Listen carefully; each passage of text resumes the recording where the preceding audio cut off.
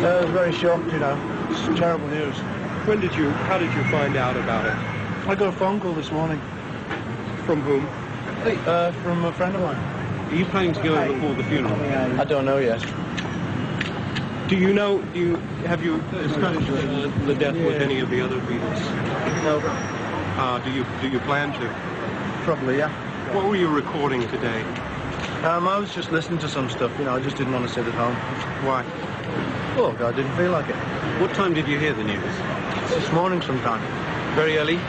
Yeah. It's gone now, yeah? Drag, isn't it? Okay, cheers. Bye-bye. Bye, guys. A drag isn't how the world will see it, nor can there ever be any more talk of the Beatles getting together again.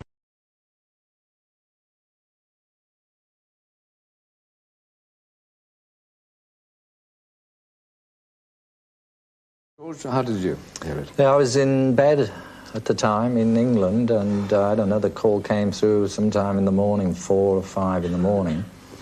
I didn't take the call. Olivia took the call, and she said, John's been shot. And I thought, oh, how bad is it? You know, I just thought maybe a flesh wound or something like that. But they said, no, that's it, he's dead. So I didn't know. I just went back to sleep, actually. I just, maybe it's just a way of getting away from it. I just went to sleep and then waited to see, you know, what it said the next morning. And he was still dead the next morning, unfortunately.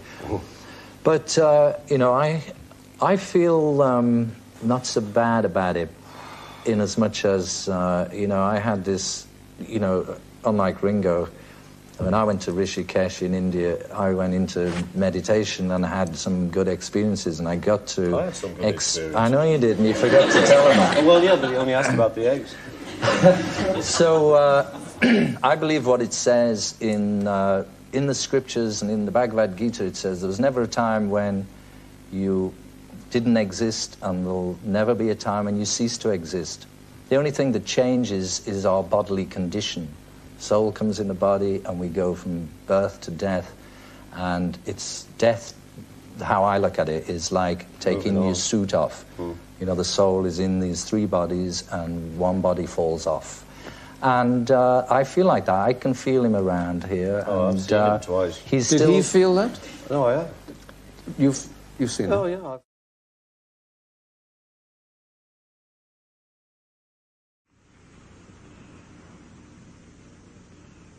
I'm really sad. I still miss John a great deal. I'll always miss him, you know, but it's still brand new. When you heard about, how did you hear about it? Barbara's daughter called us up saying John's been shot. And so that drove me crazy, but you think he's been shot, he's shot in the arm, shot in the leg. And then they came back and they said he's dead. Do you want to stop that now? No. Because it doesn't help, you know, but it always gets me upset.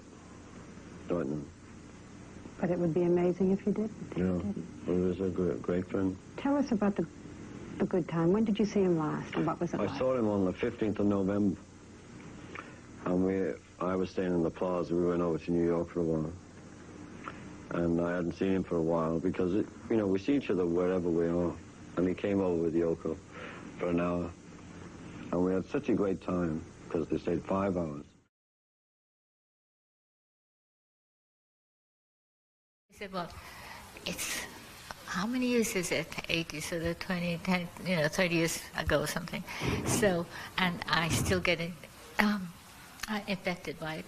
Yes, it does. I mean, it does affect me.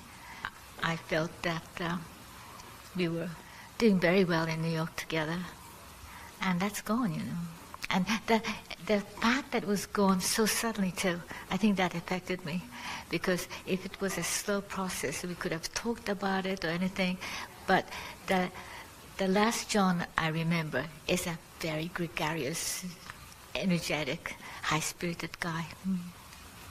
It's a kind of sad and very poignant kind of paradox, I think, that he loved this place so much, and that's why he was killed.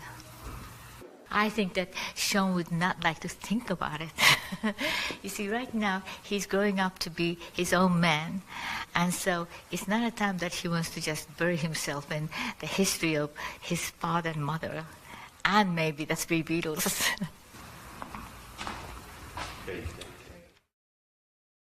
So to sort of sum up the whole thing, I've chosen one off John Lennon's record Double Fantasy, which I think is a beautiful song. It's very moving to me.